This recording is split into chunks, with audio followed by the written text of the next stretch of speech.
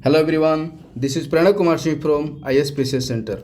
Friends, आज हम लोग 17वीं BPSC की प्रारंभिक परीक्षा को ध्यान में रखते हुए एक टेस्ट सीरीज को डिस्कस करेंगे।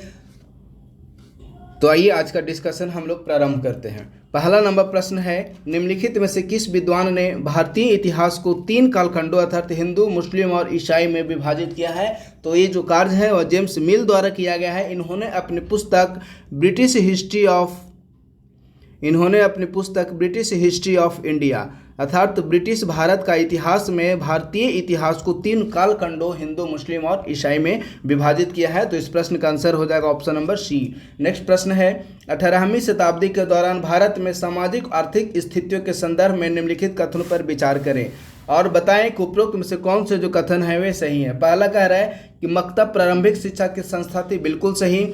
दूसरा, चतुष्पथी उच्च शिक्षा के संस्थान थे, बिल्कुल सही। सती प्रथा और बाल विवाह समाज से खत्म हो गया। देखिए, तीसरा नंबर विकल्प गलत है, क्योंकि सती प्रथा की यदि बात करें तो इसे 1929 ईस्वी में प्रतिबंधित किया गया था और जो 1929 ईस्वी है वह मुख्य रूप से 20वीं शताब्दी का ईरा था। तो इस प्रश्न का आंसर हो जाएगा ऑप्शन नंबर बी अर्थात केवल इस प्रश्न का आंसर हो जाएगा ऑप्शन नंबर ए अर्थात केवल 1 एवं 2 नंबर जो विकल्प है वे सही है।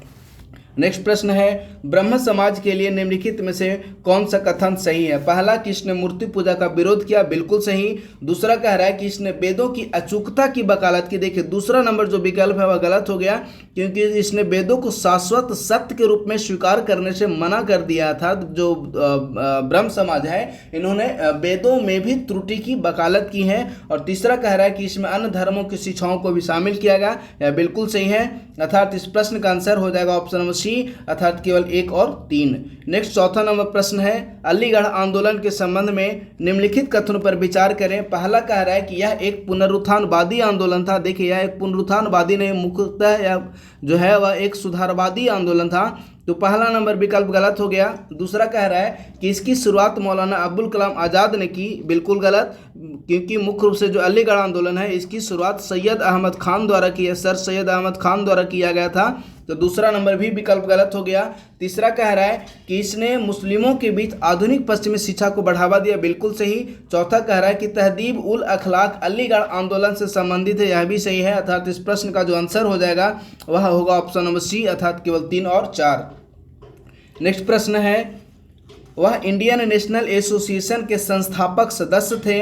आनंद मोहन बोस इनके संरक्षक थे और इन्होंने 1879 में बंगाली अखबार शुरू किया। देखिए, जैसे ही प्रश्न आ जाता है कि वह इंडियन नेशनल एसोसिएशन के संस्थापक सदस्य थे, यदि संस्थापक सदस्य की बात करें तो जो विकल्प दिए हुए हैं उसमें सिर्फ और सिर्फ सुरेंद्र नाथ बनर्जी ही ऐसे हैं जो कि इंडियन नेशनल एसोसिएशन के संस्थापक सदस्य थे। अर्थात इस प्रश्न का आंसर हो जाएगा ऑप्शन नंबर बी। नेक्स्ट प्रश्न है, कंपनी ने राजस्व के नियमित प्रवाह की उम्मीद में अस्थायी बंदोबस्ती की शुरुआत की। अब यदि अस्थायी बंदोबस्त की बात करें तो देखिए, सबसे पहले एक टैक्स व्यवस्था के रूप में अस्थायी बंदोबस्त को 1790 ईस्वी में 10 वर्ष के लिए प्रारंभ किया गया था, लेकिन 1793 ईस्वी में कॉर्नवालिस द्वारा इसे अस्थायी स्वरूप प्रदान कर दिया गया।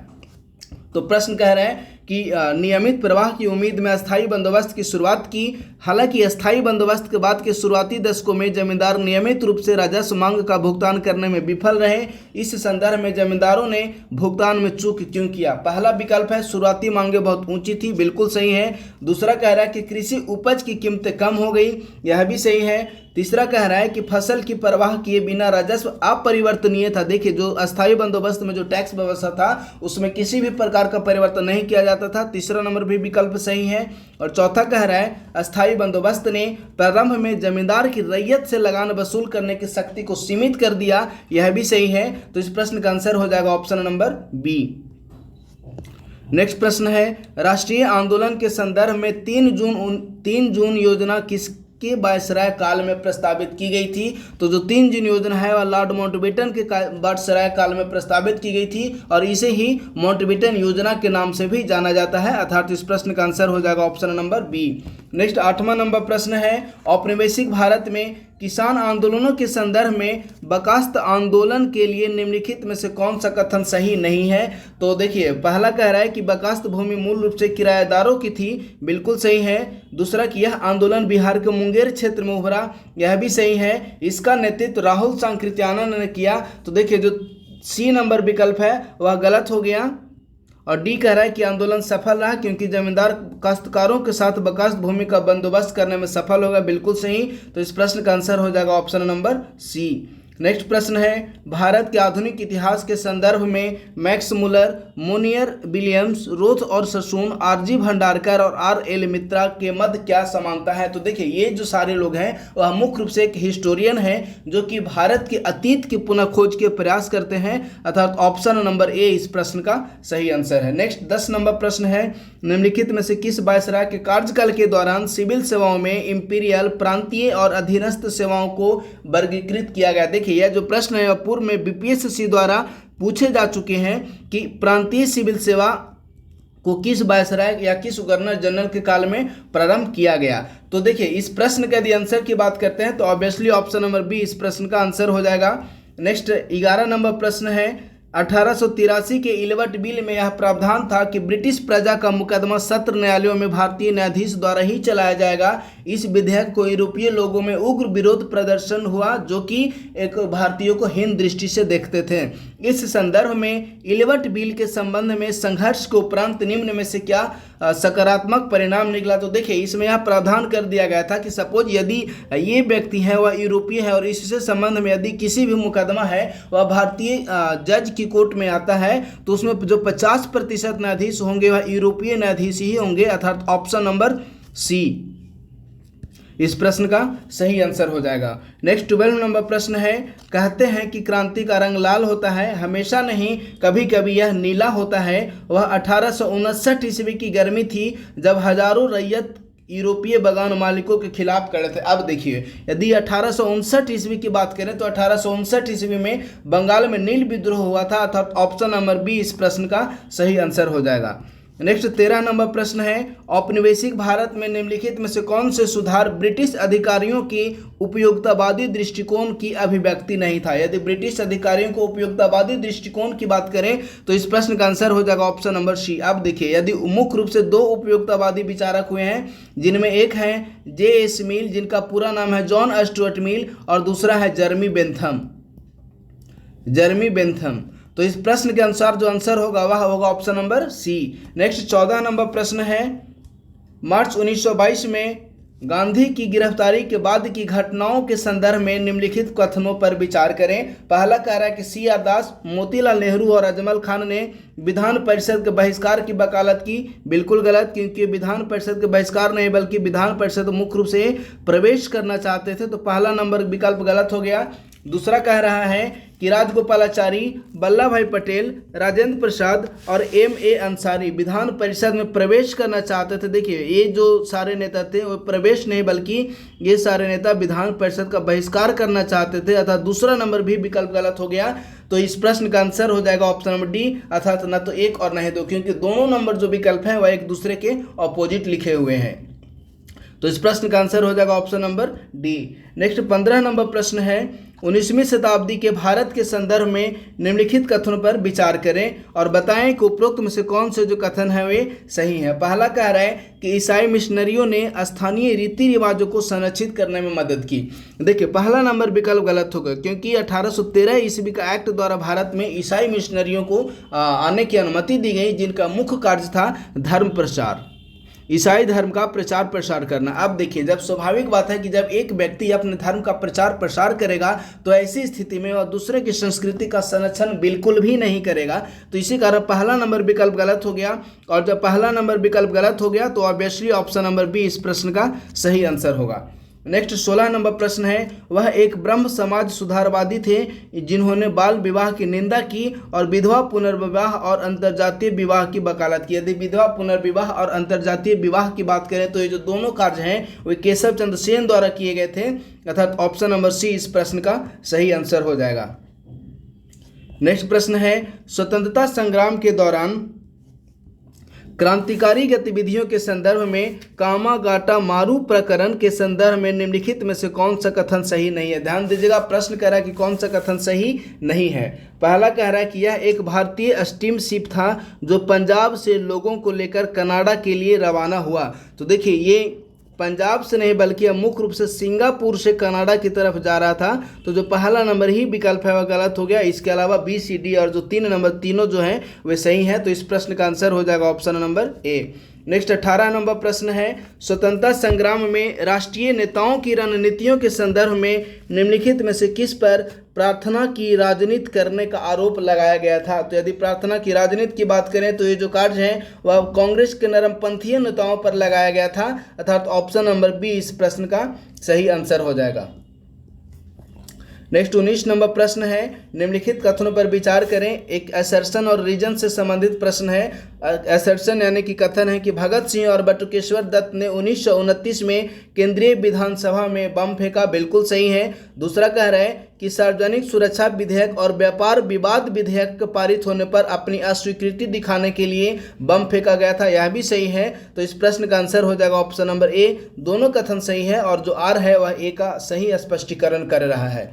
नेक्स्ट 20 नंबर प्रश्न है, निम्नलिखित में से कौन सा कथन भारतीय राष्ट्रीय सामाजिक सम्मेलन के लिए सही है। देखिए प्रश्न कह रहा है कि भारतीय राष्ट्रीय सामाजिक सम्मेलन के लिए निम्न में से कौन से जो कथन है वे सही है। पहला नंबर कह रहा है कि इसकी पहला सत्र कलकत्ता में आयोजित किया गया। देखिए पहला सत्र कलकत्ता नहीं बल्कि इसका जो पहला सत्र था वह 1887 ईस्वी में मद्रास में आयोजित किया गया था, यानी कि पहला नंबर विकल्प गलत हो गया।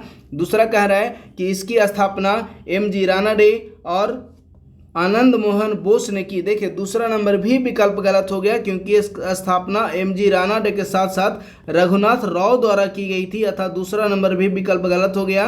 तीसरा कह रहा है कि इसने कुलीनवाद और बहुविवाह का विरोध किया। तीसरा नंबर जो विकल्प है बिल्कुल सही है, अर्थात इस प्रश्न का आंसर हो जाएगा ऑप्शन नंबर डी। नेक्स्ट प्रश्न है, शुद्धि आंदोलन 20वीं शताब्दी की शुरुआत में एक शुद्धि आंदोलन के रूप में इस्लाम और ईसाई धर्म में परिवर्तित हुए हिंदुओं को फिर से धर्मांतरित करने के लिए प्रारंभ किया गया था। निम्नलिखित में से किस संगठन ने शुद्धि आंदोलन शुरू किया। यदि शुद्धि आंदोलन की बात करें तो इसकी शुरुआत आर्य समाज द्वारा की गई, अर्थात ऑप्शन नंबर डी इस प्रश्न का सही आंसर हो जाएगा। और आर्य समाज की बात करें तो आर्य समाज के जो संस्थापक थे वे हैं दयानंद सरस्वती। नेक्स्ट 22 नंबर प्रश्न है, कोई भी सरकार सम्मान की हकदार नहीं है जो अपनी प्रजा की स्वतंत्रता के सस्ते में रखती है। उपर्युक्त टिप्पणी के संदर्भ में निम्नलिखित में से कौन सा कथन सही है। देखिए जो प्रश्न स्पष्ट रूप से कह रहा है कि ये जो कथन है वह निम्न में से किनके द्वारा कहा गया है। तो कोई भी सरकार सम्मान की हकदार नहीं है, यह जो स्टेटमेंट है वह जालियांवाला बाग हत्याकांड के दौरान महात्मा गांधी द्वारा प्रदान किया गया था, अर्थात ऑप्शन नंबर ए इस प्रश्न का सही आंसर हो जाएगा। नेक्स्ट प्रश्न है, भारतीय राष्ट्रीय आंदोलन के संदर्भ में संध्या, युगांतर और काल निम्न में से क्या थे। यदि संध्या, युगांतर और काल की बात करें तो ये जो थे वे क्रांतिकारी गतिविधियों की वकालत करने वाले समाचार पत्र थे। तो इस प्रश्न का आंसर हो जाएगा option number D. Next 24 number प्रश्न है, अंग्रेजों द्वारा शुरू की गई निम्नलिखित में से कौन सी भू राजस्व प्रणाली राजस्व संग्रह के लिए सीधे कृषकों से संबंधित थी। तो यह जो प्रणाली थी और रैयतवाड़ी व्यवस्था में सिर्फ और सिर्फ एक तरफ ब्रिटिश कंपनी थी यानी कि ब्रिटिश सरकार थी और दूसरे तरफ रैयत यानी कि रैयत वर्ग थे। तो ये जो प्रश्न का आंसर हो जाएगा ऑप्शन नंबर सी होगा, अर्थात रैयतवाड़ी बंदोबस्त। रैयतवाड़ी बंदोबस्त को सर्वप्रथम 1820 ईस्वी में मद्रास में प्रारंभ किया गया था। तो इस प्रश्न का आंसर है ऑप्शन नंबर सी। नेक्स्ट प्रश्न है,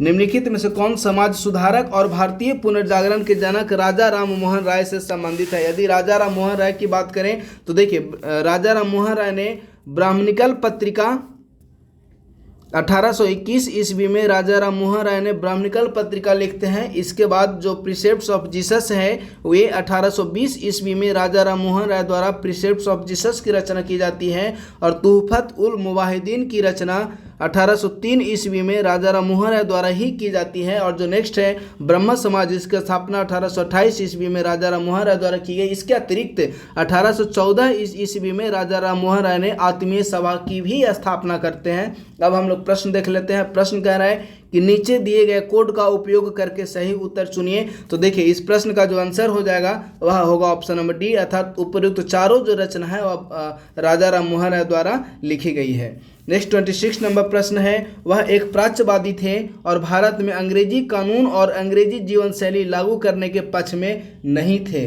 उनका मुख्यतः विचार विजय प्राप्त लोगों पर अपने तरीके से शासन करना था। उपरोक्त विवरण बंगाल के निम्नलिखित में से किस गवर्नर जनरल से संबंधित है? तो वॉरेन हेस्टिंग्स से यह कथन जो है वह संबंधित है, अर्थात ऑप्शन नंबर बी इस प्रश्न का सही आंसर है। नेक्स्ट 27 नंबर प्रश्न है, 1920 में गांधी ने Akhil Bharatiya home rule league की अध्यक्षता स्वीकार की और संगठन का नाम बदलकर स्वराज सभा कर दिया। देखिए यह जो प्रश्न है यूपीएससी में पूर्व में पूछे गए हैं, मुख्यतः 2017 या 2018 ईस्वी का जो प्रश्न था उसमें यह प्रश्न यूपीएससी में पूछा गया है।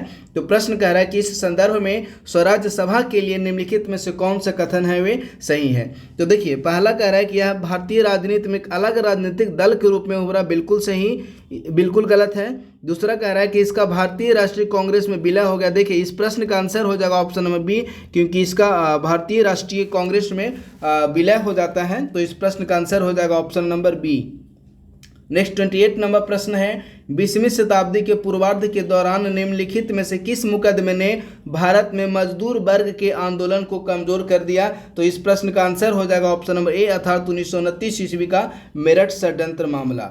नेक्स्ट 29 नंबर प्रश्न है, क्षेत्रीय स्तरों पर असहयोग आंदोलन के प्रभाव के संदर्भ में निम्नलिखित कथनों पर विचार करें। पहला नंबर कह रहा है कि आंध्र प्रदेश में वन कानूनों की अवहेलना की गई। देखिए पहला नंबर जो विकल्प है बिल्कुल सही है। दूसरा कह रहा है कि चिदम्बरम पिल्लई द्वारा तूतीकोरन कोरल मिल हड़ताल किया गया, यह भी सही है। नेक्स्ट है कि मिदनापुर का यूनियन बोर्ड विरोधी आंदोलन प्रारंभ किया गया, यह भी सही है। तो प्रश्न कह रहा है कि कौन सा कथन 1920 के दशक के असहयोग आंदोलन से संबंधित है? तो इस प्रश्न का आंसर हो जाएगा ऑप्शन नंबर डी, अर्थात 1, 2 और 3 तीनों जो कथन है वह इस प्रश्न से संबंधित है। नेक्स्ट 30 नंबर प्रश्न है कि निम्नलिखित कथनों पर विचार करें और बताएं कि औपनिवेशिक भारत के संदर्भ में उपयुक्त कथन निम्न में से किससे पूर्णतः संबंधित है? पहला कह रहा है कि ब्रिटिश शासन के प्रति असंतोष था वह तीव्र हो गया।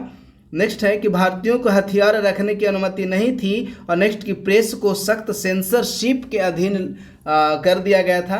तो ये जो उपरोक्त 3 स्टेटमेंट दिए हुए हैं वो 19वीं शताब्दी के उत्तरार्ध में सभी घटनाक्रम देखने को मिलते हैं, अर्थात ऑप्शन नंबर डी इस प्रश्न का सही आंसर हो जाएगा। नेक्स्ट प्रश्न है, यह आंदोलन पूरी तरह से धर्मनिरपेक्ष दृष्टिकोण के साथ उग्र राष्ट्रवाद के दायरे में था, लेकिन संगठित और निरंतर नेतृत्व की कमी के कारण यह विफल हो गया। इसका मुख्यालय सैन फ्रांसिस्को में था। आप देखिए यदि जैसे ही प्रश्न आ जाता है कि इसका मुख्यालय सैन फ्रांसिस्को में था, तो सिर्फ और सिर्फ एकमात्र एक ही ऐसा संगठन था जिसका मुख्यालय अमेरिका के पश्चिमी तट यानी कि सैन फ्रांसिस्को में था, और वह था गदर पार्टी। तो इस प्रश्न का आंसर हो जाएगा ऑप्शन नंबर बी, अर्थात गदर विद्रोह। नेक्स्ट प्रश्न है, भारत में ब्रिटिश शासन के संदर्भ में एचिसन आयोग का संबंध किससे है? तो यदि एचिसन आयोग की बात करें तो एचिसन आयोग की स्थापना 1886 ईस्वी में डफरिन द्वारा की गई थी, और यह जो एचिसन आयोग है यह मुख्य रूप से सार्वजनिक सेवाओं यानी कि सिविल सेवा सुधार की वकालत करता है। तो इस प्रश्न का आंसर हो जाएगा ऑप्शन नंबर बी। नेक्स्ट प्रश्न है, औपनिवेशिक भारत में सांप्रदायिकता के प्रचार के संदर्भ में निम्नलिखित कथनों पर विचार करें। पहला कह रहा है कि 20वीं शताब्दी तक कृषि संबंधी संघर्षों का आधार सांप्रदायिकता नहीं थी, बिल्कुल सही। नेक्स्ट की सांप्रदायिक नेता और पार्टियां सामान्यतः सामाजिक वर्गों और राजनीतिक ताकतों से संबंध थी, यह भी सही है। नेक्स्ट है कि अंग्रेजों ने अपनी आर्थिक नीतियों के माध्यम से सांप्रदायिकता को कम करने का प्रयास कर। देखिए बेसिकली जो अंग्रेज हैं वो सांप्रदायिकता को कम नहीं बल्कि अंग्रेजों ने सांप्रदायिकता को बढ़ाने का प्रयास किया है। तो तीसरा नंबर जो विकल्प है गलत हो गया, अर्थात इस प्रश्न का आंसर होगा ऑप्शन नंबर बी। नेक्स्ट है, इनमें से एक को छोड़कर निम्नलिखित राष्ट्रीय नेता उदारवाद में कट्टर विश्वास रखने वाले थे। अब देखिए प्रश्न कर रहा है कि एक को छोड़कर यानी कि एकमात्र एक ही ऐसे विकल्प होंगे जो कि गरम दल यानी कि कट्टरवाद को समर्थन करते हैं। तो इस प्रश्न विकल्प के अनुसार जो आंसर निकल कर आ रहा है वह है ऑप्शन नंबर डी, क्योंकि लाल बाल और पाल 3 ऐसे नेता थे जो माने जाते थे मुख्यतः गर्मपंथी विचारधारा वाले नेता थे, तो जिसमें एक बिपिन चंद्र पाल भी थे, अर्थात ऑप्शन नंबर डी इस प्रश्न का सही आंसर हो जाएगा। नेक्स्ट 35 नंबर प्रश्न है, यूनियनिस्ट पार्टी 1923 में भूमि धारकों के हितों का प्रतिनिधित्व करने वाली एक राजनीतिक इकाई के रूप में उभरी। निम्नलिखित में से किस वर्ग के लोगों को पार्टी के अंतर्गत शामिल किया गया था? देखिए, यदि यूनियनिस्ट पार्टी की बात करते हैं तो इसमें मुख्य रूप से सिख, हिंदू और मुस्लिम तीनों वर्ग को शामिल किया गया था, अर्थात ऑप्शन नंबर ए इस प्रश्न का सही आंसर है। नेक्स्ट प्रश्न है, महाराष्ट्र में क्रांतिकारी गतिविधियों में सबसे पहले रामोसी किसान सेना का संगठन था, जिसका उद्देश्य सशस्त्र विद्रोह के माध्यम से भारत को स्वतंत्र कराना था। रामोसी किसान सेना का नेतृत्व किसके द्वारा किया गया था? यदि रामोसी किसान सेना की बात करते हैं तो इसका जो नेतृत्व है वह वासुदेव बलवंत फड़के द्वारा की गई थी, अर्थात ऑप्शन नंबर ए इस प्रश्न का सही आंसर हो जाएगा। और यह जो रामोसी विद्रोह है वह 1879 ईस्वी में पश्चिमी महाराष्ट्र में उभरा था, जिसका नेतृत्व किए थे वासुदेव बलवंत फड़के।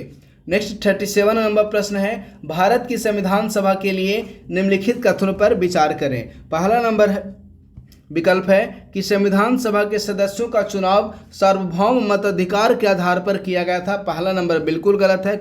दूसरा कह रहा है कि प्रांतीय विधानमंडलों ने संविधान सभा के लिए प्रतिनिधियों को चुना। तो देखिए, दूसरा नंबर विकल्प बिल्कुल सही है। प्रांतीय विधानमंडल के सदस्यों द्वारा ही संविधान सभा के सदस्यों का चुनाव किया गया था। इसी कारण जो है वह सार्वभौमिक मताधिकार के आधार पर जो चुनाव थे वे नहीं हुए थे। तो इस प्रश्न का आंसर हो जाएगा ऑप्शन नंबर बी, अर्थात केवल और केवल दूसरा नंबर जो विकल्प है वह सही है। नेक्स्ट प्रश्न है, उत्तर प्रदेश के बड़ौत के एक गांव में रहने वाले शाहमल को अक्सर भारत के स्वतंत्रता संग्राम में उनकी भूमिका के लिए याद किया जाता है। इस संदर्भ में शाहमल का संबंध निम्न में से किस आंदोलन से संबंधित है? तो जो शाहमल है वह 1857 के विद्रोह से संबंधित है। तो इस प्रश्न का आंसर हो जाएगा ऑप्शन नंबर डी। नेक्स्ट प्रश्न है, निम्नलिखित में से कौन सा संघ 1885 में भारतीय राष्ट्रीय कांग्रेस के गठन से पहले ही स्थापित हो गई थी? देखिए, प्रश्न कह रहा है कि निम्न में से कौन से ऐसे संगठन हैं जिसकी स्थापना 1885 के पूर्व ही हो गई थी? पहला नंबर विकल्प की बात करें हम लोग बॉम्बे एसोसिएशन। तो जो बॉम्बे एसोसिएशन है इसकी स्थापना 1852 ईस्वी में हुई थी। नेक्स्ट है मद्रास महाजन सभा। तो मद्रास महाजन सभा की स्थापना 1884 ईस्वी में हुई थी। इसके अलावा नेक्स्ट है पूना सार्वजनिक सभा।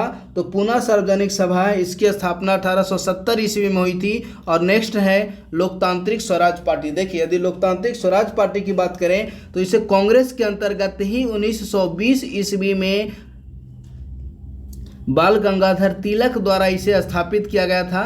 यानी कि प्रश्न के अनुसार जो आंसर होगा वह होगा ऑप्शन नंबर ए, अर्थात 1, 2 और 3। नेक्स्ट 40 नंबर प्रश्न है, आधुनिक भारतीय इतिहास के संदर्भ में फ्रैंकोइस बाल्थाजोर सोल्विन को सबसे अधिक किस संदर्भ में याद किया जाता है? तो देखिए, जो फ्रैंकोइस बाल्थाजार जो सोल्विन है वे मुख्य रूप से अपने चित्रों में एक चित्रकार थे जो कि अपने चित्रों में भारतीय सामाजिक व्यवस्था का चित्रण करते थे, अर्थात ऑप्शन नंबर बी इस प्रश्न का सही आंसर हो जाएगा। नेक्स्ट प्रश्न है, स्वधर्म के पालन के लिए स्वराज आवश्यक है। स्वराज के बिना कोई सामाजिक सुधार नहीं हो सकता है, कोई औद्योगिक प्रगति नहीं हो सकती, कोई उपयोगी शिक्षा नहीं हो सकती और कोई राष्ट्रीय जीवन की पूर्ति नहीं हो सकती। हम यही चाहते हैं, इसीलिए भगवान ने हमें दुनिया में भेजा है। भारतीय राष्ट्रीय आंदोलन के संदर्भ में निम्न में से किसने उपरोक्त कथन व्यक्त किए हैं? तो जैसे ही स्वराज के पालन की बात की जाती है कि हमारे लिए स्वराज आवश्यक है, तो इस प्रकार का जो कथन है वह मुख्य रूप से बाल गंगाधर तिलक द्वारा दिए गए हैं। तो इस प्रश्न का आंसर हो जाएगा option number A. Next 42 number प्रश्न है, भारतीय राष्ट्रीय आंदोलन के संदर्भ में निम्नलिखित कथनों पर विचार करें और बताएं कि उपरोक्त में से कौन से कथन सही है। पहला नंबर विकल्प है कि 19वीं शताब्दी के उत्तरार्ध में गठित अधिकांश राजनीतिक संघों का नेतृत्व अंग्रेजी शिक्षित पेशेवर द्वारा किया गया, बिल्कुल सही। दूसरा कह रहा है कि देश के विशिष्ट भागों में कार्य करने वाले अधिकांश राजनीतिक संघों के लक्ष्य क्षेत्रीय या समुदाय एवं वर्ग पर आधारित थे। तो देखिए, जो राजनीतिक संघ थे उनका जो मुख्य उद्देश्य था वह राष्ट्रवाद का विकास करना था। इसी कारण जो दूसरा नंबर विकल्प है वह गलत हो गया। तो ऑब्वियसली इस प्रश्न का जो आंसर हो जाएगा वह होगा ऑप्शन नंबर ए, अर्थात केवल और केवल पहला नंबर जो विकल्प है वह सही है।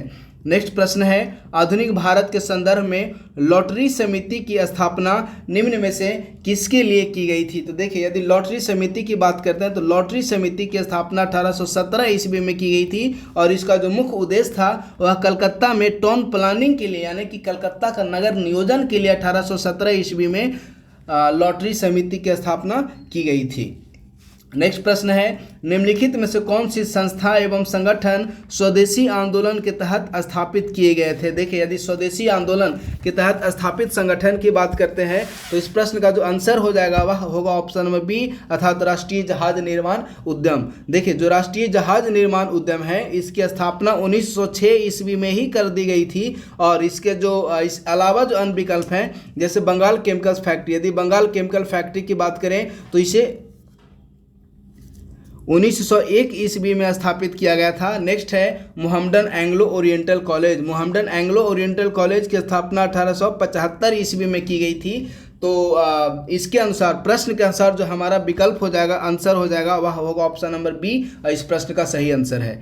नेक्स्ट प्रश्न है, 1930 का चटगांव शस्त्रागार छापा किसके नाम पर चलाया गया था? यदि चटगांव शस्त्रागार छापा की बात करते हैं तो इसके जो मुख्य नेतृत्व करता थे वे सूर्य सेन थे, लेकिन प्रश्न कह रहा है कि किसके नाम पर चलाया गया था, तो इस प्रश्न का आंसर हो जाएगा ऑप्शन नंबर डी, अर्थात इंडियन रिपब्लिकन आर्मी। नेक्स्ट प्रश्न है, भारतीय क्रांतिकारी मदन लाल ढींगरा को जुलाई 1909 में अंग्रेजों द्वारा फांसी की सजा क्यों दी गई थी?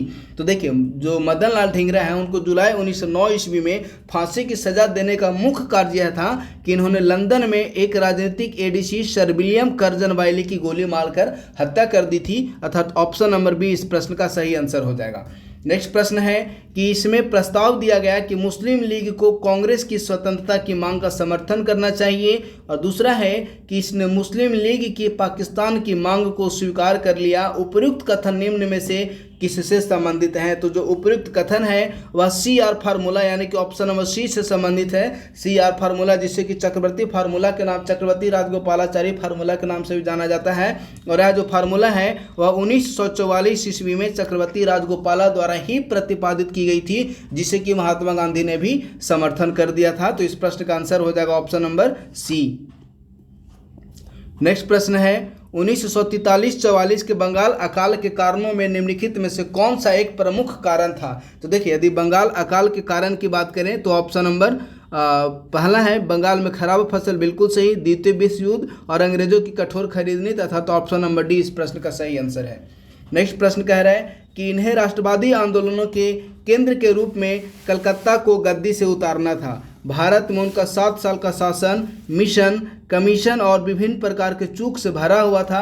इन्होंने भारत को एक राष्ट्र के रूप में मान्यता देने से इनकार कर दिया और भारतीय राष्ट्रवादियों का अपमान किया। इन्होंने आधिकारिक गोपनीयता अधिनियम, कलकत्ता निगम अधिनियम इत्यादि जैसी नीतियां अपनाई। तो प्रश्न कह रहा है कि उपरोक्त जो कथन दिए हुए हैं वह निम्न में से किससे संदर्भित है? तो ये जो कथन है वह लॉर्ड कर्जन से संबंधित है, अर्थात ऑप्शन नंबर डी इस प्रश्न का सही आंसर हो जाएगा। नेक्स्ट प्रश्न है, निम्नलिखित में से कौन 1934 की कांग्रेस सोशलिस्ट पार्टी की स्थापना से जुड़े हुए थे? यदि 1934 की कांग्रेस सोशलिस्ट पार्टी की स्थापना की बात करें तो देखिए, जयप्रकाश नारायण, आचार्य नरेंद्र देव और मीनू मसानी, ये जो तीनों थे वो इसके प्रमुख संस्थापक सदस्य थे, अर्थात ऑप्शन नंबर डी इस प्रश्न का सही आंसर हो जाएगा। नेक्स्ट प्रश्न है, निम्नलिखित में से किस वायसराय के कार्यकाल में भारत में अगस्त क्रांति भड़की? यदि अगस्त क्रांति की बात करें तो इसे 1942 ईस्वी में का जो विद्रोह हुआ था उसे अगस्त क्रांति के नाम से भी जाना जाता है। तो प्रश्न कह रहा है कि किस वायसराय के कार्यकाल में हुई थी? तो इस प्रश्न का आंसर हो जाएगा ऑप्शन नंबर बी, अर्थात लॉर्ड लिथगो। नेक्स्ट 52 नंबर प्रश्न है, MC सीतलवाड़, BN राव और अल्लादी कृष्ण स्वामी अय्यर निम्न में से किस संस्था के प्रतिष्ठित सदस्य थे? यदि इन तीनों की बात करते हैं तो ये तीनों जो सदस्य थे वो मुख्य रूप से भारत सेवक संघ यानी कि सर्वेंट्स ऑफ इंडिया सोसाइटी, इसकी जो स्थापना है और गोपाल कृष्ण गोखले द्वारा की गई थी। सर्वेंट्स ऑफ इंडिया सोसाइटी की स्थापना गोपाल कृष्ण गोखले द्वारा 1905 ईस्वी में की गई थी और जो MC सीतलवाड़, BN राव और अल्लादी कृष्ण स्वामी अय्यर हैं वे मुख्य रूप से सर्वेंट्स ऑफ इंडिया सोसाइटी यानी कि भारत सेवक समाज से ही संबंधित है। तो इस प्रश्न का आंसर हो जाएगा ऑप्शन नंबर डी। नेक्स्ट प्रश्न है, भारत के राष्ट्रीय आंदोलन के संदर्भ में निम्नलिखित में से कौन सा व्यक्ति हेराका आंदोलन से जुड़ा हुआ था? जैसे ही हेराका सॉरी जैसे ही हिराका आंदोलन से संबंधित कोई प्रश्न आता है तो इससे संबंधित एक मणिपुर में एक प्रसिद्ध नेत्री हुई थी जो कि रानी गांडुल उनका नाम था। तो ये हिराका आंदोलन से जुड़ी हुई प्रमुख नेत्री थी। तो इस प्रश्न का आंसर हो जाएगा option number C. Next 54 number प्रश्न है, मैं चाहता हूं कि सभी देशों की संस्कृति मेरे घर में यथासंभव स्वतंत्र रूप से प्रसारित हो, लेकिन मैं इस बात से इनकार करता हूं कि कोई भी मेरे पैरों से टकराएगा। मैं दूसरे लोगों के घरों में घुसपैठिए, भिखारी और गुलाम के रूप में रहने से इनकार करता हूं। उपयुक्त वाक्यांश निम्न में से किससे संबंधित है? तो ये जो कथन है मुख्य रूप से राजा राम मोहन राय द्वारा दिया गया था। तो इस प्रश्न का ये जो कथन है मुख्य रूप से महात्मा गांधी द्वारा दी गई थी। तो इस प्रश्न का आंसर हो जाएगा ऑप्शन नंबर ए। नेक्स्ट प्रश्न है, विलियम बेंटिक द्वारा प्रारंभ किए गए प्रशासनिक सुधारों के संदर्भ में निम्नलिखित कथनों पर विचार करें और बताएं कि ऊपर में दिए गए कूट का उपयोग करके सही उत्तर का चयन करें। अर्थात आपको यह बताना है कि निम्न में से जो कौन से प्रशासनिक सुधार हैं वो विलियम बेंटिक द्वारा किए गए थे।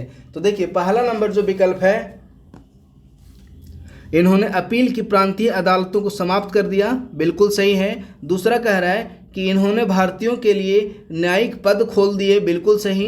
नेक्स्ट है कि इन्होंने स्थानीय अदालतों में देसी भाषाओं की शुरुआत की, यह भी सही है। अर्थात ऑप्शन नंबर डी इस प्रश्न का सही आंसर है। नेक्स्ट है, भारतीय राष्ट्रीय आंदोलन के संदर्भ में 17 अक्टूबर 1940 का क्या महत्व है? यदि 17 अक्टूबर 1940 की बात करते हैं तो इस समय मुख्य रूप से महात्मा गांधी ने आचार्य विनोबा भावे को प्रथम सत्याग्रही के रूप में नियुक्त किया था। तो इस प्रश्न का आंसर हो जाएगा ऑप्शन नंबर बी। लेकिन यदि सपोज प्रश्न पूछ लेता है कि दूसरे सत्याग्रही कौन थे, तो जवाहरलाल नेहरू दूसरे सत्याग्रही थे। नेक्स्ट 57 नंबर प्रश्न है, दुर्भाग्य से कोई भी ब्राह्मण विद्वान वोल्टेयर की भूमिका निभाने के लिए अब तक आगे नहीं आया, जिसमें कैथोलिक चर्च के सिद्धांतों के खिलाफ उठने की बौद्धिक ईमानदारी थी जिसमें कि वह बड़ा हुआ था। ब्राह्मणों के बीच वोल्टेयर उस सभ्यता के रखरखाव के लिए एक सकारात्मक खतरा होगा जो कि ब्राह्मण वर्चस्व को बनाए रखने के लिए बनाई गई है। उपरोक्त कथन निम्न में से किसके द्वारा कही गई थी? तो देखिए ये जो उपरोक्त कथन है वो भीमराव अंबेडकर द्वारा बताया गया था, अर्थात ऑप्शन नंबर ए। नेक्स्ट प्रश्न है, भारतीय राष्ट्रीय आंदोलन के संदर्भ में निम्नलिखित में से कौन 1938 ईस्वी की पीरपुर समिति की व्याख्या करता है? तो देखिए यदि पीरपुर समिति की बात करें तो जो पीरपुर समिति है उसका उद्देश्य था कांग्रेस मंत्रालयों द्वारा किए गए कथित गलत कार्यों पर एक रिपोर्ट तैयार करना। तो इस प्रश्न का आंसर हो जाएगा ऑप्शन नंबर ए। नेक्स्ट प्रश्न है, निम्नलिखित पर विचार करें और बताएं कि उपरोक्त में से कौन सी घटना वॉरेन हेस्टिंग्स से संबंधित है? पहला कह रहा है कि द्वैत शासन व्यवस्था का समापन। देखिए पहला नंबर विकल्प है, बिल्कुल सही है। नेक्स्ट है कि 1781 में कलकत्ता मदरसा की स्थापना, यह भी सही है। नेक्स्ट है हत्या और रिश्वतखोरी के आरोप में महाभियोग का सामना करना पड़ा, यह भी सही है क्योंकि जो वॉरेन हेस्टिंग्स है उसके ऊपर एक हत्या का अभियोग के लिए महाभियोग का सामना करना पड़ा था। और नेक्स्ट है बंगाल के अस्थायी बंदोबस्त का कारण बन। देखिए यदि बंगाल में अस्थायी बंदोबस्त की बात करते हैं तो इसे 1793 ईस्वी में कॉर्नवालिस द्वारा किया गया था। अर्थात जो चौथा नंबर जो विकल्प है वह गलत हो गया। तो इस प्रश्न का आंसर हो जाएगा ऑप्शन नंबर ए। नेक्स्ट प्रश्न है, आधुनिक भारतीय इतिहास के संदर्भ में निम्नलिखित में से कौन सी घटना सबसे पहले घटित हुई? देखिए यदि सबसे पहले घटित हुई घटना की जानने के लिए सबसे पहले हम लोग को इसकी जो विकल्प दिए हुए हैं उनमें उनकी स्थापना देखनी होगी। तो अखिल भारतीय ग्रामोद्योग संघ की स्थापना की बात करें तो इसकी स्थापना 1934 ईस्वी में अखिल भारतीय ग्रामोद्योग संघ की स्थापना की गई थी। नेक्स्ट है हरिजन सेवक संघ का गठन। तो हरिजन सेवक संघ है, इसकी जो स्थापना महात्मा गांधी इसकी स्थापना अखिल भारतीय अस्पृश्यता विरोधी लीग का नाम परिवर्तन कर हरिजन सेवक संघ कर दिया गया था। और नेक्स्ट है फिक्की। यदि फिक्की की बात करते हैं तो इसकी स्थापना 1927 ईस्वी में की गई थी। और नेक्स्ट है कोचरब सत्याग्रह आश्रम। तो कोचरब सत्याग्रह आश्रम है, इसकी जो स्थापना है 1915 ईस्वी में अहमदाबाद में की गई थी। तो प्रश्न कर रहा है कि कौन सी घटना सबसे पहले घटित हुई? तो इस प्रश्न का आंसर हो जाएगा ऑप्शन नंबर डी। नेक्स्ट है निम्नलिखित में से किसने 1919 में दिल्ली में आयोजित अखिल भारतीय खिलाफत सम्मेलन में ब्रिटिश वस्तुओं के बहिष्कार का आह्वान किया? यदि 1919 में दिल्ली में आयोजित अखिल भारतीय खिलाफत सम्मेलन में ब्रिटिश वस्तुओं का जो बहिष्कार है इसका आह्वान किया गया था हसरत मोहानी द्वारा, अर्थात ऑप्शन नंबर बी हसरत मोहानी इस प्रश्न का सही आंसर हो जाएगा। नेक्स्ट 62 नंबर प्रश्न है, निम्नलिखित में से किस वायसराय को अफगानिस्तान के खिलाफ आगे की नीति यानी कि अग्र फॉरवर्ड नीति अपनाने के लिए विशिष्ट उद्देश्य के लिए भारत में प्रतिनियुक्त किया गया था? तो इस प्रश्न का आंसर हो जाएगा ऑप्शन नंबर ए अर्थात लॉर्ड लिटन। ये भी बीपीएससी में पूर्व में पूछा गया यानी कि बीपीएससी में प्रीवियस ईयर प्रश्न है। नेक्स्ट 63 नंबर प्रश्न है, ब्रिटिश भारत के संदर्भ में निम्नलिखित में से किसका उद्देश्य 40 वर्षों के भीतर भारत में सार्वभौमिक साक्षरता लाना था और 6 से 14 वर्ष की आयु वर्ग के लिए सार्वभौमिक अनिवार्य और मुफ्त शिक्षा की सिफारिश की गई थी? तो ये जो कार्य थे वे मुख्य रूप से शिक्षा की सार्वजनिक योजना के तहत ये निर्णय रखे गए थे, अर्थात ऑप्शन नंबर डी इस प्रश्न का सही आंसर हो जाएगा। नेक्स्ट 64 नंबर प्रश्न है, 1937 के आम चुनाव के बाद कांग्रेस मंत्रिमंडलों द्वारा की गई पहलों के संदर्भ में निम्नलिखित कथनों पर विचार करें और बताएं कि उपरोक्त में से कितने कथन हैं वे सही हैं। पहला कह रहा है राजनीतिक बंदियों को मुक्त कर दिया गया। तो देखिए जो राजनीतिक बंदी हैं उन्हें मुक्त, प्रश्न है कि 1937 के आम चुनाव के बाद कांग्रेस मंत्रिमंडल द्वारा की गई पहल के संदर्भ में निम्नलिखित कथनों पर विचार करें। पहला बिल्कुल सही है। दूसरा कह रहा है कि किसानों का लगान कम कर दिया गया, यह भी सही है। नेक्स्ट है प्रेस पर से प्रतिबंध हटा दिया गया था, यह भी सही है। अर्थात ऊपर में जो तीनों कथन है वो सही है, तो इस प्रश्न का आंसर हो जाएगा ऑप्शन नंबर सी। नेक्स्ट प्रश्न है, भारत के औपनिवेशिक इतिहास के संदर्भ में निम्नलिखित में से किसने राष्ट्रवाद को एक भौगोलिक अपदेवता यानी कि भौगोलिक दानव बताया था? तो देखिए यदि राष्ट्रवाद की भौगोलिक दानव की बात करें तो ये जो स्टेटमेंट है वो रविंद्रनाथ टैगोर ने ही राष्ट्रवाद को भौगोलिक दानव कहा है, तो इस प्रश्न का आंसर हो जाएगा ऑप्शन नंबर डी। नेक्स्ट प्रश्न है, भारतीय स्वतंत्रता संग्राम के संदर्भ में मिथुबाहन पोटीट, मृदुला साराभाई और खुर्शेद बेन को सबसे अधिक निम्न में से किस रूप में जाना जाता है? तो ये सारे जो हैं वो डांडी मार्च व नमक सत्याग्रह में इनकी प्रमुख भूमिका रही थी, तो इस प्रश्न का आंसर है ऑप्शन नंबर सी। नेक्स्ट प्रश्न है, सैयद मीर निसार अली जिन्हें टीटू मीर के नाम से भी जाना जाता है एक किसान नेता थे जिन्होंने 1831 में अंग्रेजों के खिलाफ विद्रोह का नेतृत्व किया, जिसे कि अक्सर अंग्रेजों के खिलाफ पहला सशस्त्र किसान विद्रोह माना जाता है। तो प्रश्न है कि जो पहला सशस्त्र किसान विद्रोह था वह निम्न में से किस राज्य में घटित हुई थी? तो इसे बंगाल में, यह जो पहला सशस्त्र किसान विद्रोह बंगाल में घटित हुआ था। कब? तो 1831 ईस्वी में। तो इस प्रश्न का आंसर हो जाएगा ऑप्शन नंबर बी। नेक्स्ट प्रश्न 68 नंबर प्रश्न है, स्वतंत्रता संग्राम में महात्मा गांधी की भूमिका के संदर्भ में निम्नलिखित कथनों पर विचार करिए। पहला कह रहा है कि चंपारण सत्याग्रह में इनकी सहायता इंदुलाल याग्निक ने की। देखिए पहला नंबर जो विकल्प है वह गलत हो गया, क्योंकि इंदुलाल याग्निक है और मुख्य रूप से खेड़ा सत्याग्रह में इनके साथ जुड़े थे, तो पहला नंबर विकल्प गलत हो गया। दूसरा कह रहा है कि खेड़ा सत्याग्रह में इन्हें वल्लभ भाई पटेल और अनुसुईया साराभाई ने सहायता प्रदान की, तो दूसरा नंबर जो विकल्प है बिल्कुल सही है। तीसरा कह रहा है कि अहमदाबाद मिल मजदूरों की हड़ताल में अनुसुईया साराभाई ने उनकी सहायता की यानी कि गांधी जी की सहायता की, तीसरा नंबर भी विकल्प सही है। तो इस प्रश्न का आंसर है ऑप्शन नंबर बी। नेक्स्ट प्रश्न है, औपनिवेशिक भारत में महिला शिक्षा के संदर्भ में निम्नलिखित कथनों पर विचार करें। पहला कह रहा है कि कलकत्ता महिला किशोर सोसाइटी की स्थापना ईसाई मिशनरियों द्वारा की गई थी, तो देखिए पहला नंबर जो विकल्प है बिल्कुल सही है। दूसरा कह रहा है कि बी जगन्नाथ शंकर सेठ और भाऊ दाऊ जी कलकत्ता बेथुन स्कूल के संस्थापक थे, दूसरा नंबर जो विकल्प है गलत हो गया, क्योंकि कलकत्ता में बेथुन स्कूल की स्थापना 1859 ईस्वी में जेड बेथुन द्वारा की गई थी, तो जो दूसरा नंबर विकल्प है वह गलत हो गया। तीसरा कह रहा है कि 1916 में बम्बई में लेडी हार्डिंग मेडिकल कॉलेज खोला गया। देखिए तीसरा नंबर भी विकल्प गलत है, क्योंकि बम्बई में नहीं बल्कि 1916 में दिल्ली में खोला गया था, तो इस प्रश्न का आंसर हो जाएगा ऑप्शन नंबर ए, अर्थात केवल और केवल पहला नंबर जो विकल्प है वह सही है।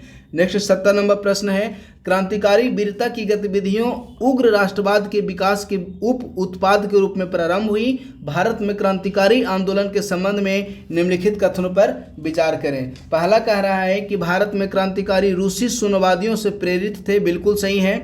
दूसरा कह रहा है कि क्रांतिकारियों की कार्यप्रणाली में हत्या जैसे व्यक्तिगत वीरतापूर्ण कार्य भी शामिल थे, यह भी सही है। इसी कारण आप लोग देखेंगे कि मदन लाल जो ढींगरा थे उन्होंने करजन वायली की हत्या कर दी थी।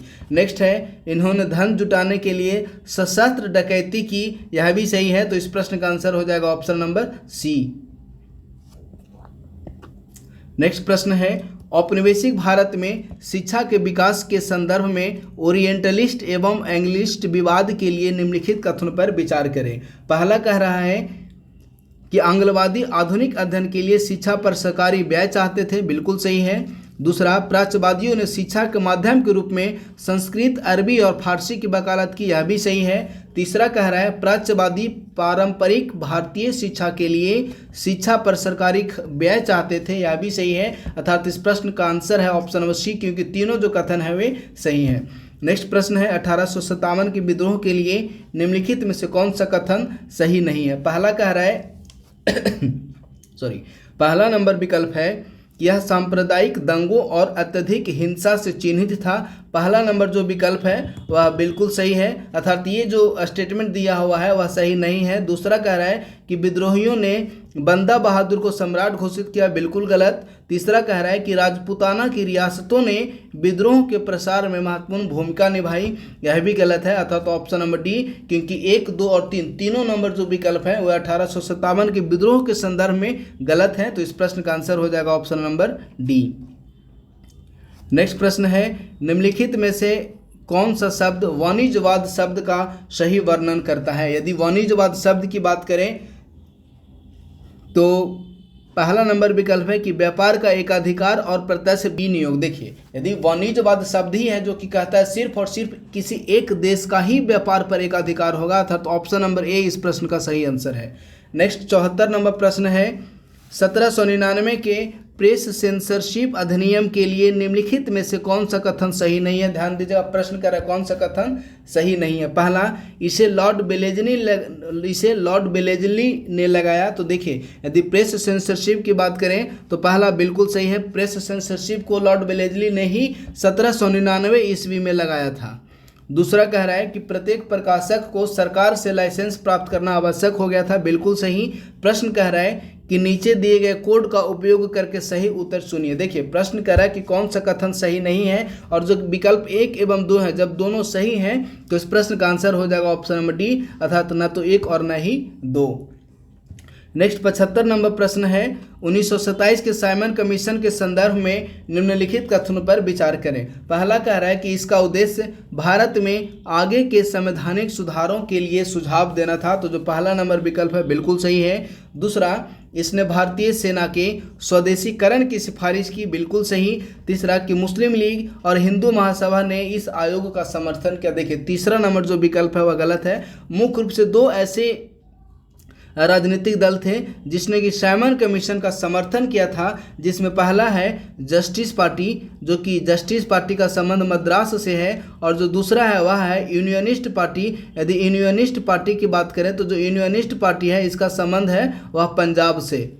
तो जो तीसरा नंबर विकल्प है वह गलत हो गया। तो इस प्रश्न का आंसर हो जाएगा ऑप्शन नंबर ए, अर्थात केवल 1 एवं 2 नंबर जो विकल्प है वे सही है। नेक्स्ट प्रश्न है, स्वदेशी आंदोलन के संदर्भ में कलकत्ता से प्रकाशित निम्नलिखित में से किस समाचार पत्र ने उदारवादी तर्कों का प्रतिध्वनित किया। यदि उदारवादी तर्क की बात करें तो प्रश्न कह रहा है कि निम्न में से कौन से ऐसे विकल्प हैं जो कि उदारवादी पत्रिका के रूप में जाने जाते हैं। तो देखिए, ऑप्शन नंबर ए बंगाली दैनिक हितवादी, अमृत बाजार पत्रिका, ये जो तीनों ऐसे पत्रिका थे जो कि मुख्य रूप से उदारवादी पत्रिका को प्रतिध्वनित यानी कि उदारवादी विचारों को वकालत किए थे। तो इस प्रश्न का आंसर हो जाएगा ऑप्शन नंबर ए।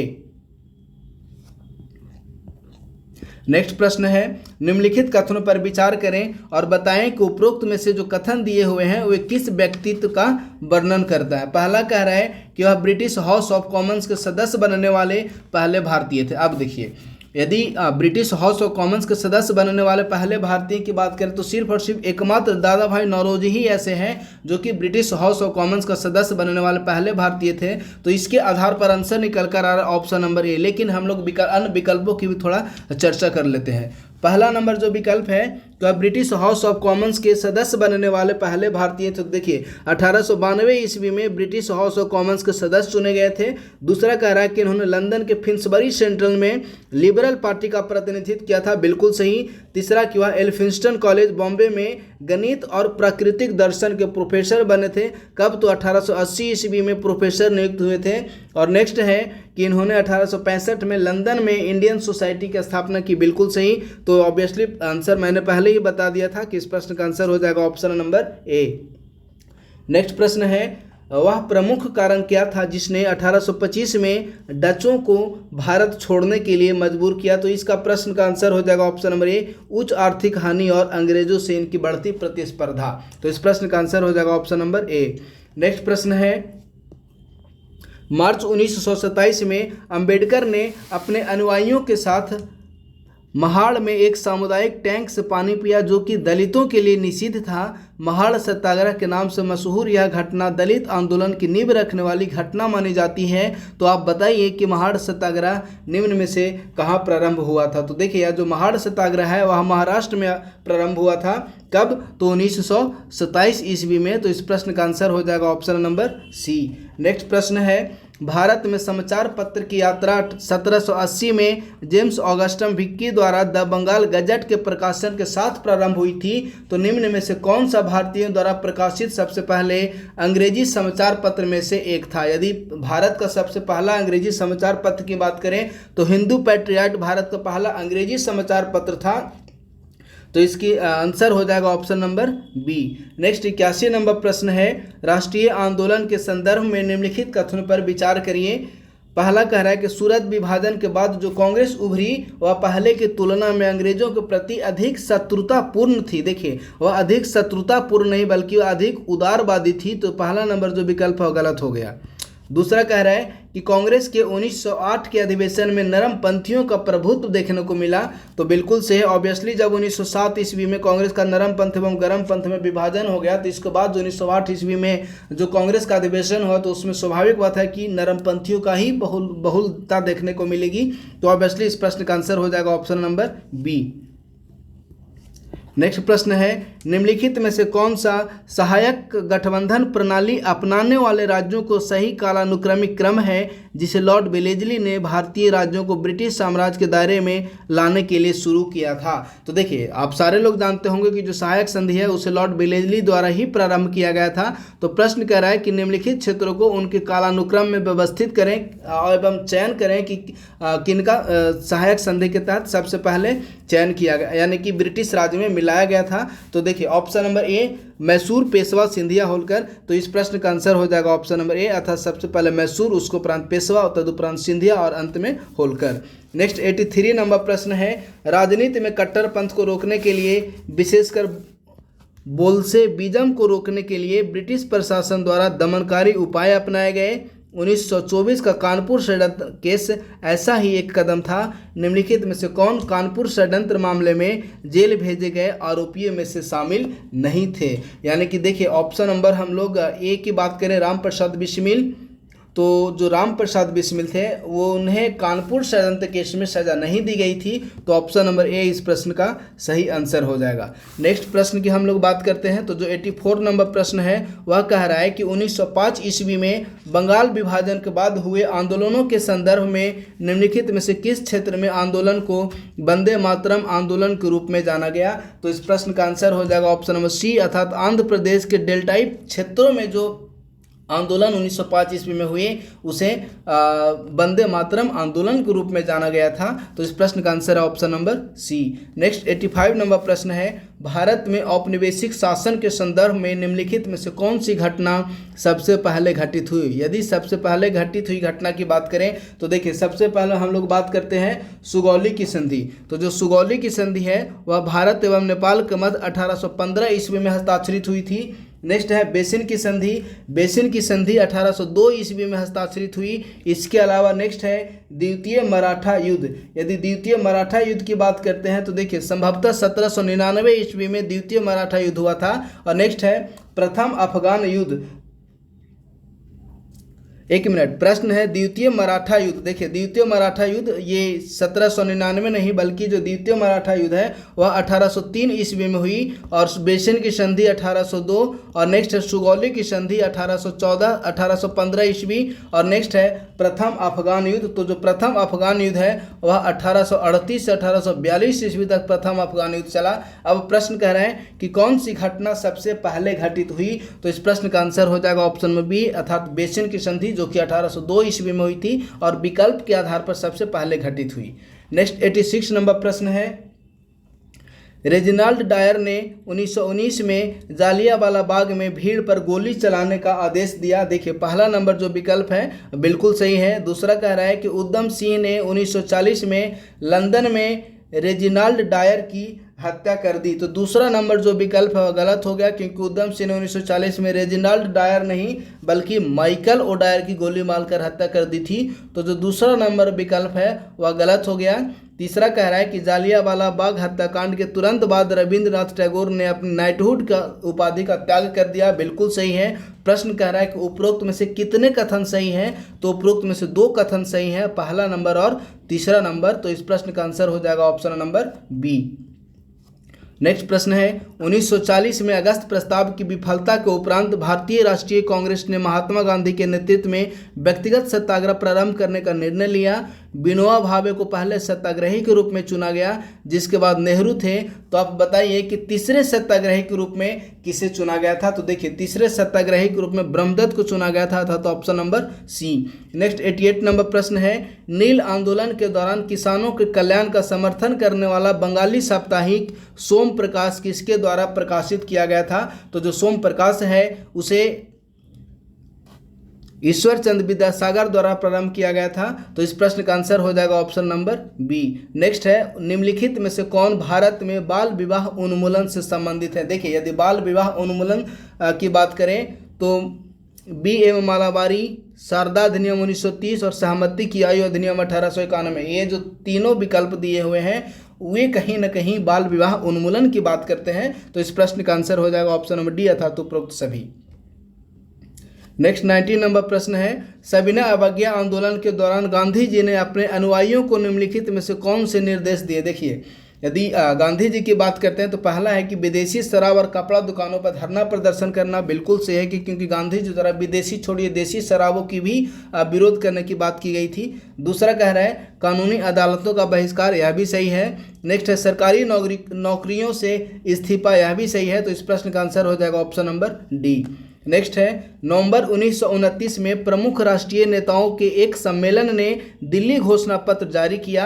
तो बताइए कि दिल्ली घोषणा पत्र का मुख्य विषय निम्न में से क्या था। यदि दिल्ली घोषणा पत्र की बात करते हैं तो दिल्ली घोषणा पत्र के अंतर्गत ही यह निर्णय लिया गया था कि गोलमेज सम्मेलन में कांग्रेस जो है वह शामिल होगी, और इसमें कांग्रेस को शामिल होने के लिए कुछ महत्वपूर्ण शर्त रखी गई थी कांग्रेस की तरफ से।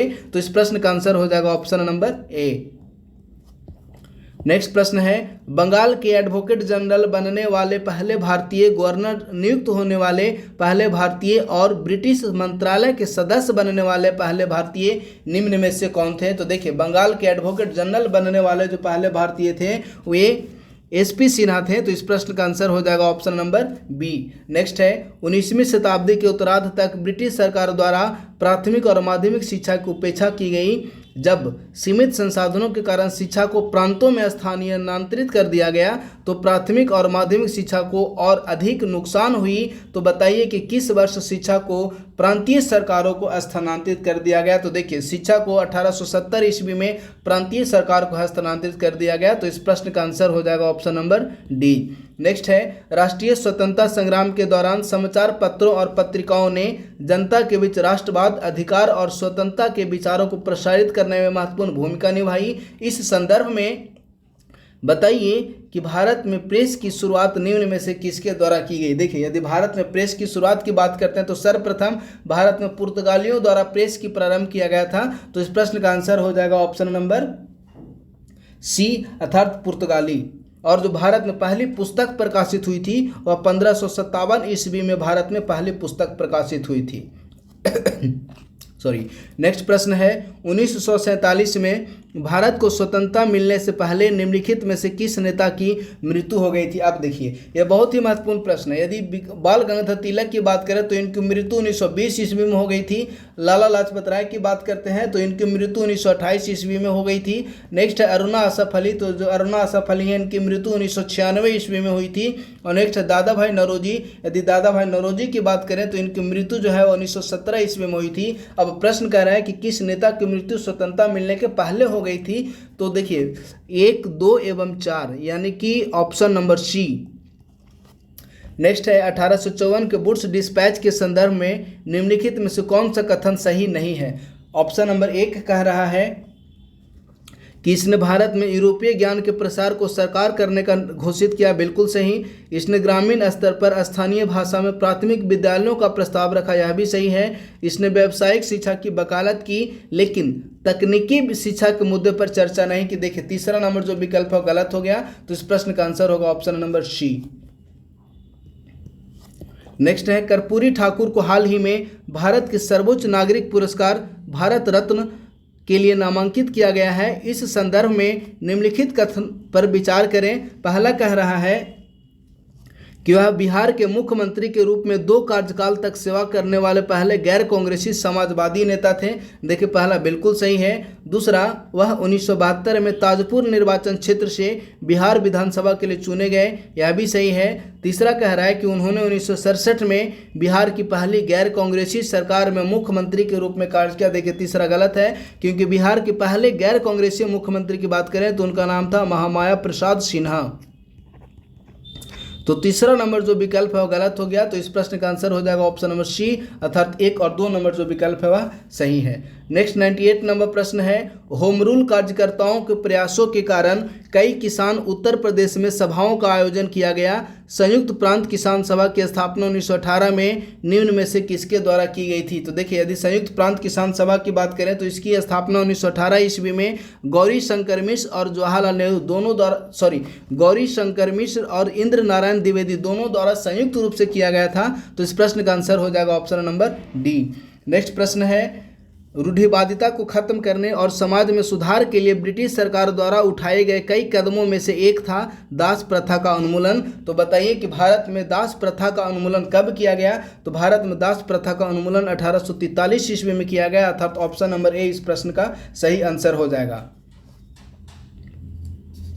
अब देखिए दास प्रथा जो है 1833 ईस्वी का चार्टर एक्ट में भी यह प्रावधान किया गया था कि भारत में दास प्रथा का उन्मूलन कर दिया जाएगा, लेकिन अंततः इसे सफलता 1843 ईस्वी में मिली जब विधिवत रूप से भारत में दास प्रथा का उन्मूलन कर दिया गया। नेक्स्ट प्रश्न है भारत की स्वतंत्रता के बाद के इतिहास के संदर्भ में निम्नलिखित में से कौन से कथन सही सुमेलित हैं।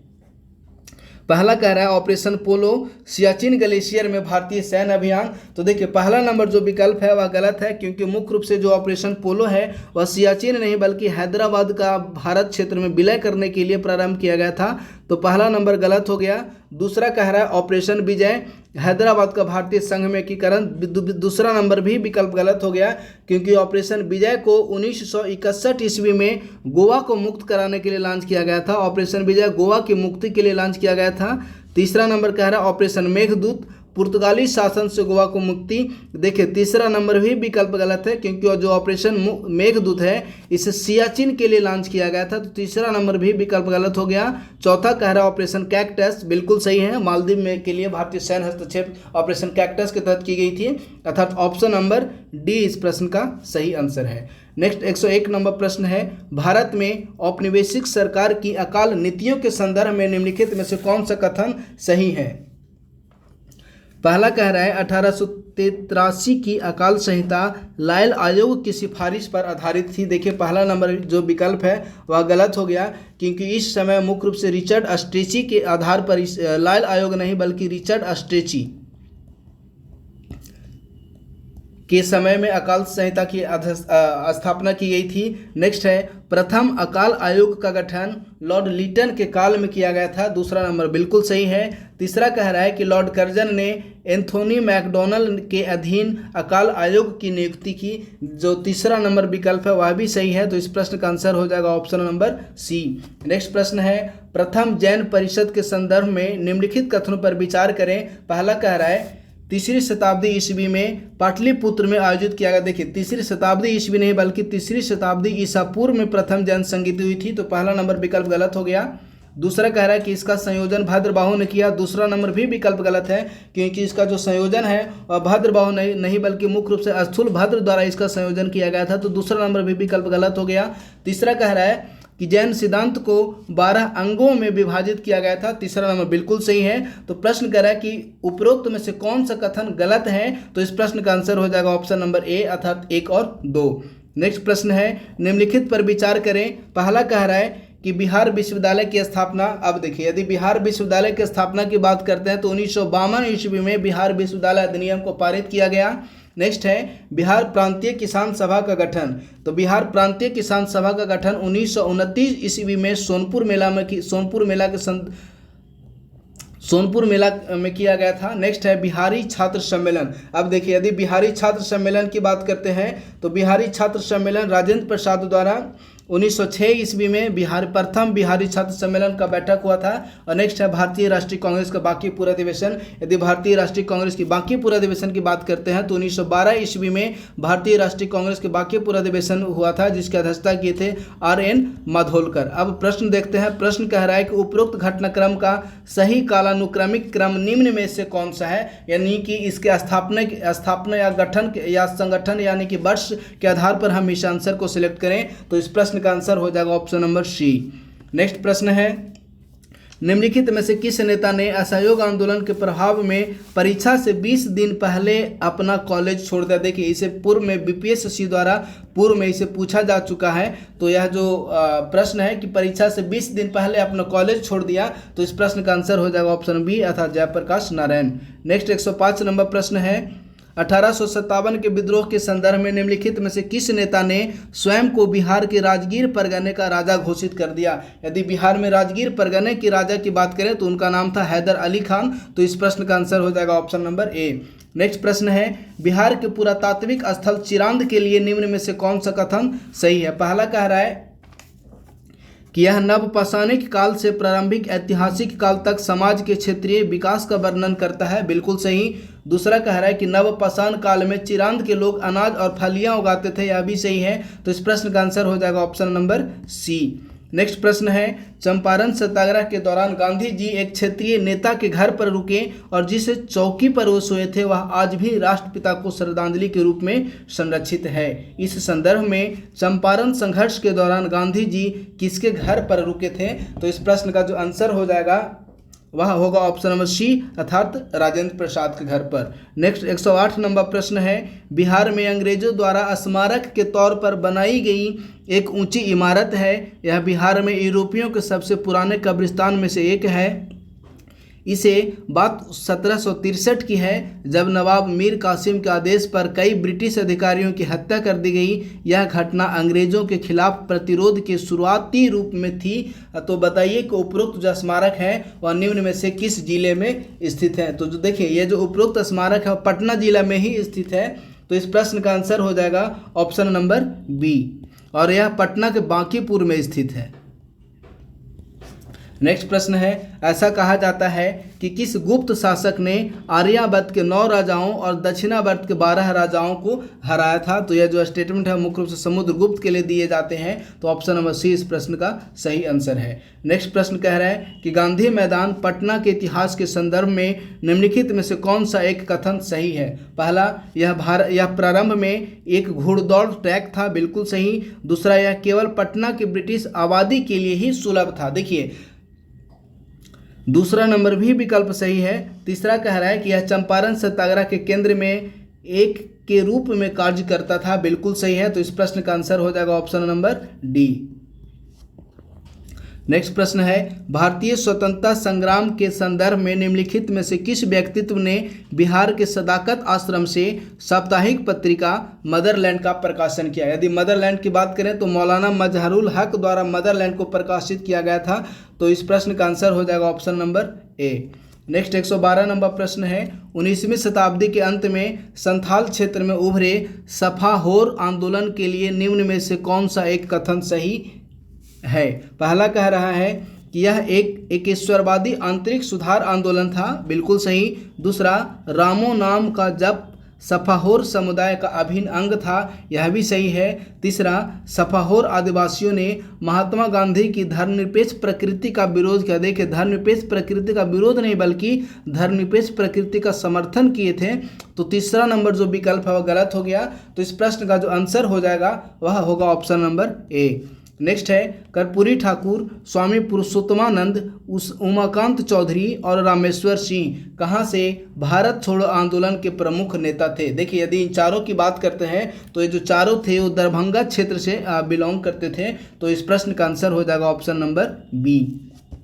नेक्स्ट प्रश्न है, औरंगजेब ने किसे बिहार का सूबेदार नियुक्त किया जिसने पाटलिपुत्र शहर का पुनर्निर्माण किया और नाम बदला? तो यदि औरंगजेब की बात करते हैं तो औरंगजेब ने राजकुमार अजीम को बिहार का सूबेदार नियुक्त करते हैं और इसी अजीम ने पाटलिपुत्र नगर का पुनर्निर्माण कर नाम परिवर्तित कर इसका नाम कर दिया अजीमाबाद। तो इस प्रश्न का आंसर हो जाएगा ऑप्शन नंबर बी अर्थात राजकुमार अजीम। और फर्रुख सियर ऐसे थे जो कि बिहार में उसको कह सकते हैं कि बिहार में राजगद्दी पर बैठने वाले पहले मुगल शासक थे फर्रुख सियर।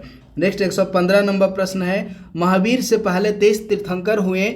इन 23 तीर्थंकरों में से 5 यानी ऋषभनाथ, अजीतनाथ, अभिनंदननाथ, सुमतिनाथ और अनंतनाथ का जन्म एक ही स्थान पर हुआ। तो बताइए कि उपयुक्त तीर्थंकरों का जन्म स्थान निम्न में से कौन सा क्षेत्र है? तो इस प्रश्न का आंसर हो जाएगा ऑप्शन नंबर सी अर्थात अयोध्या। नेक्स्ट 116 नंबर प्रश्न है, बिहार में भारत छोड़ो आंदोलन के संदर्भ में निम्नलिखित कथनों पर विचार करें। पहला कह रहा है, आंदोलन के दौरान अनुग्रह नारायण सिंह को हजारीबाग जेल में रखा गया। तो देखिए, पहला नंबर जो विकल्प गलत हो गया, हजारीबाग नहीं बल्कि बांकीपुर जेल में रखा गया था। तो पहला नंबर विकल्प गलत हो गया। दूसरा कह रहा है, श्रीमती भगवती देवी जिन्होंने आंदोलन में सक्रिय रूप से भाग लिया राजेंद्र प्रसाद की बहन थी। तो इस प्रश्न का आंसर हो जाएगा ऑप्शन नंबर बी अर्थात केवल और दूसरा नंबर जो विकल्प है वह सही है। नेक्स्ट प्रश्न है, द्वितीय बौद्ध संगीति के लिए निम्नलिखित कथनों पर विचार करें। पहला कि यह राजगीर में आयोजित किया गया। देखिए, पहला नंबर ही विकल्प गलत हो गया, यह राजगीर नहीं बल्कि मुख्य रूप से वैशाली में आयोजित की गई थी। तो पहला नंबर विकल्प गलत हो गया। दूसरा कह रहा है कि सब्बा कामी ने इस परिषद की अध्यक्षता की, दूसरा बिल्कुल सही। दूसरा कह रहा है, परिषद के परिणाम स्वरूप बौद्ध संघ में पहली बार विभाजन हुआ। बौद्ध संघ में विभाजन होने के उपरांत एक जो शाखा था वह अस्थावीर बना और जो दूसरा शाखा था वह महासांघिक बना, महासांघिक। तो इस प्रश्न का आंसर हो जाएगा ऑप्शन नंबर बी अर्थात केवल 2 और 3 नंबर जो विकल्प है वे सही है। नेक्स्ट 118 नंबर प्रश्न है, गार्गी संहिता में पाटलिपुत्र पर यवन के आक्रमण का उल्लेख किया गया है। इस संदर्भ में जब यवनों ने पाटलिपुत्र पर आक्रमण किया तब पाटलिपुत्र का शासक निम्न में से कौन था? तो इस प्रश्न का आंसर हो जाएगा ऑप्शन नंबर ए अर्थात पुष्यमित्र शुंग।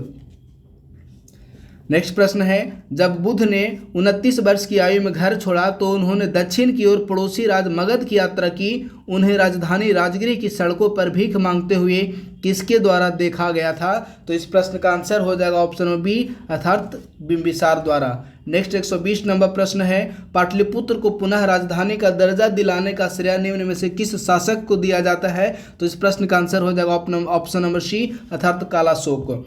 नेक्स्ट प्रश्न है, पाटिल ग्राम गंगा और सोन के संगम पर स्थित था। अजात शत्रु ने इसे किसके हमलों का विरोध करने के लिए इसके किलों को सुसज्जित किया था?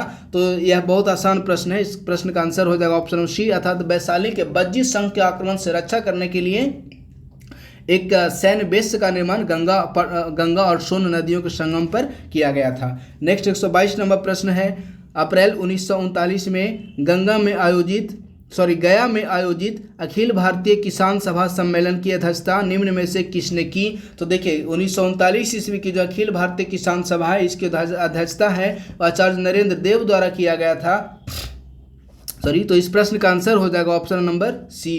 नेक्स्ट है, निम्नलिखित में से कौन सा ग्रंथ हमें सूचित करता है कि शेर शाह ने पटना में एक किला बनवाया और इसे बिहार की राजधानी बनवाया? तो इस प्रश्न का आंसर हो जाएगा ऑप्शन सी, अर्थात तो तारीख-ए-दाऊदी में तारीख-ए-दाऊदी से हमें यह पता चलता है कि शेर शाह ने पटना में किला बनवाया और किला बनवाने के उपरांत पटना को बिहार की राजधानी घोषित किया। तब उसके उपरांत यानी कि उसके बाद से वर्तमान समय तक बिहार की राजधानी पटना ही रही है। नेक्स्ट 124 नंबर प्रश्न है, शेर शाह सूरी का मकबरा बिहार के सासाराम शहर में स्थित है। शेर शाह के मकबरे का वास्तुकार कौन था? देखिए बहुत ही महत्वपूर्ण प्रश्न है। प्रश्न कर रहा है कि शेर शाह का जो मकबरा सासाराम में बनाया गया था, तो उस शेर शाह के मकबरे का वास्तुकार कौन था? शेर शाह के मकबरे का वास्तुकार मीर मोहम्मद अलीवाल था। तो इस प्रश्न का आंसर हो जाएगा ऑप्शन नंबर बी।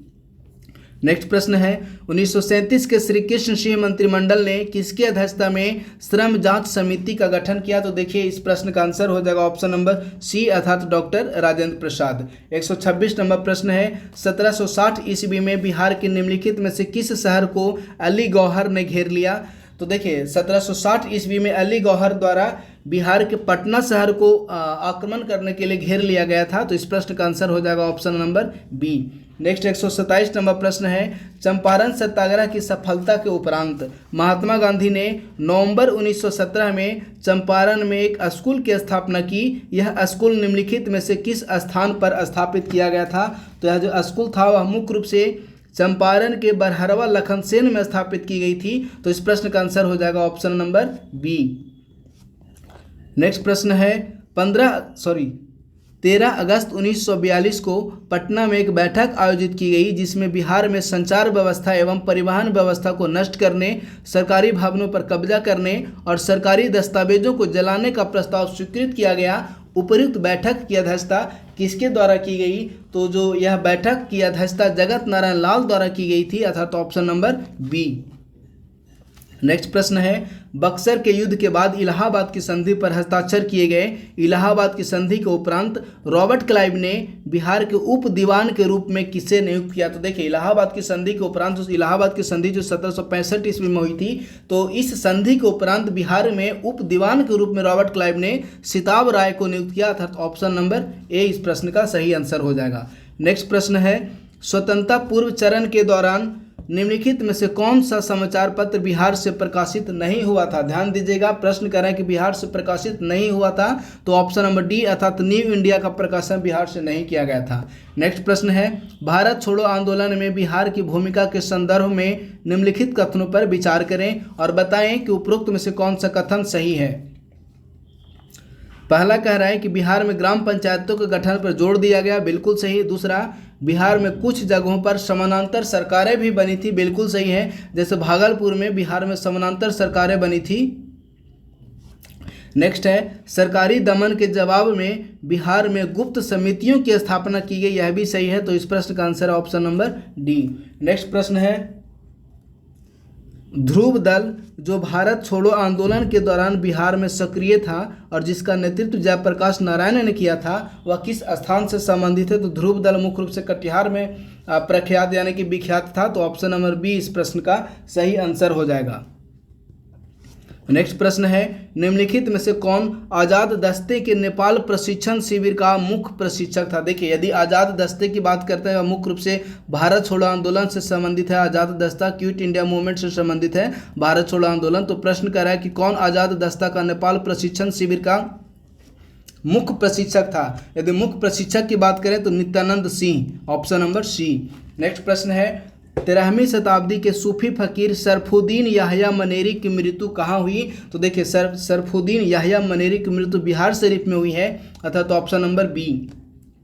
नेक्स्ट प्रश्न कह रहा है कि निम्नलिखित में से किस युद्ध के उपरांत शेर शाह ने शेर शाह सुल्तान ए आदिल की उपाधि धारण की? तो शेर शाह द्वारा शेर शाह सुल्तान ए आदिल की उपाधि चौसा का युद्ध के उपरांत धारण की गई थी। और जो चौसा का युद्ध है वह 1539 ईस्वी में चौसा यानी कि बक्सर के पास लड़ा गया था। तो इस प्रश्न का आंसर हो जाएगा option number A. Next 136 number प्रश्न है, बहुत साल पहले हमने नियति के साथ वादा खिलाफी की थी और अब समय आ गया है जब हम अपनी प्रतिज्ञा को पूरा करेंगे, पूरी तरह से नहीं बल्कि काफ़ी हद तक। आधी रात के समय जब दुनिया सो रही होगी, भारत जीवन और स्वतंत्रता के लिए जाग जाएगा। उपरोक्त में से यह कथन 1947 ईस्वी में किसने अपने भाषण में दिया था? तो देखिए, यह जो कथन है वह 1947 ईस्वी में जब मध्य रात्रि के समय में जब पूरी दुनिया सो रही थी और भारत अपनी स्वतंत्रता को प्राप्त कर रहा था, तो ऐसी स्थिति में जो पंडित जवाहरलाल नेहरू द्वारा भाषण दिए गए थे उससे यह जो स्टेटमेंट है लिए गए हैं। तो इस प्रश्न का आंसर हो जाएगा option number C. Next 137 number प्रश्न है, निम्नलिखित में से किस राष्ट्रव्यापी आंदोलन के दौरान बिहार विद्यापीठ की स्थापना पटना में की गई थी? देखिए, असहयोग आंदोलन के दौरान 1920 ईस्वी में बिहार विद्यापीठ की स्थापना पटना में की गई थी। और जो असहयोग आंदोलन 1920 ईस्वी में हुई थी, लेकिन जो बिहार विद्यापीठ है इसकी स्थापना 1921 ईस्वी में 6 फरवरी 1921 ईस्वी को इसकी स्थापना पटना में की गई थी। नेक्स्ट प्रश्न है, 15वीं शताब्दी के अंत में हुसैन शाह सरकी को पराजित करने के बाद सिकंदर लोदी ने किसे बिहार का प्रशासक नियुक्त किया? तो सिकंदर लोदी द्वारा दरिया नुहानी को बिहार का प्रशासक नियुक्त किया गया, अर्थात ऑप्शन नंबर ए।